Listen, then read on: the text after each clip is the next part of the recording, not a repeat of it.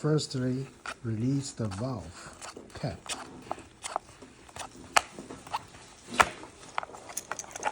And then take out the disc and clean the disc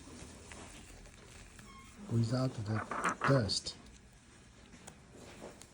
And make sure the disc fits the plastic cover very well.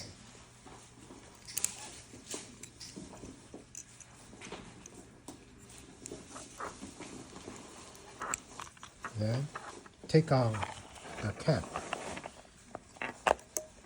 and put the valve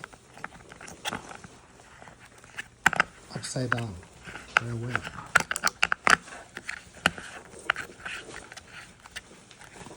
Make sure the spring